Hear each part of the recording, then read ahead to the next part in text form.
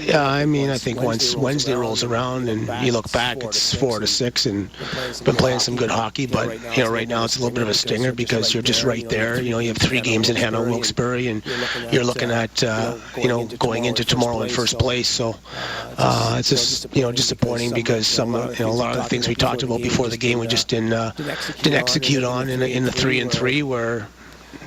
We know what a 3-3 is all about. It's about discipline and playing smart and puck management, and we just didn't have enough guys doing that tonight. I feel like the flow was just odd. There was a lot of penalties, chippiness. It just didn't seem like he ever got into any kind of a rhythm.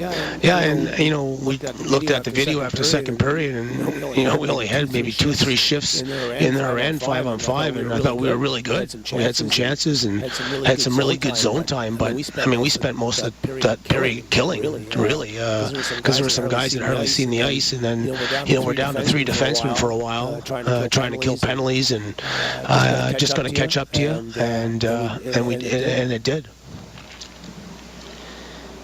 Generically, what's your critique of the officiating tonight? And I go back to the Edom pick on Newberry on the go-ahead goal. Yeah, I mean, it's tough to criticize anybody, but I just thought that there were some calls both ways, So I think at the end of the day, it's probably 6-5, 6-6. It was probably ended at even, and we had 2 5-on-3. So I'm not gonna, talk about that. Yeah, and one of them seemed like it could have been a turning point for you guys. McKeever gets tossed, and you get the 5-on-3. Well, that first 5-on-3, Galiev hit the post on our set play there that we tried to run, and then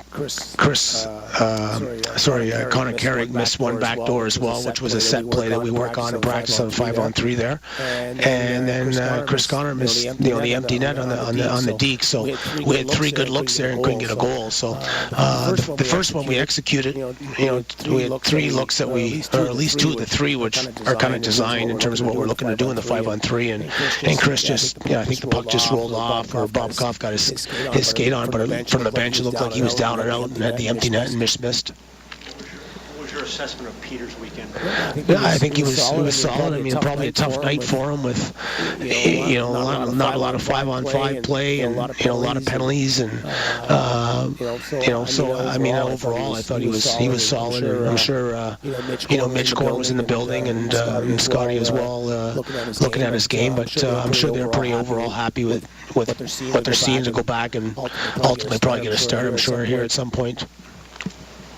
How's Schmitty, and what was your view of that Wagner hit? Yeah, there was a couple questionable calls there, or looks where I thought there could have been some, that one right by the penalty box there, O'Brien, I thought was a little bit high, but they didn't think. And then Schmitty, they said that it was a hit that was good. It was just that he was too far from the board, so not really sure on that. But he's just upper body injury right now, day to day, and he's getting reassessed right now.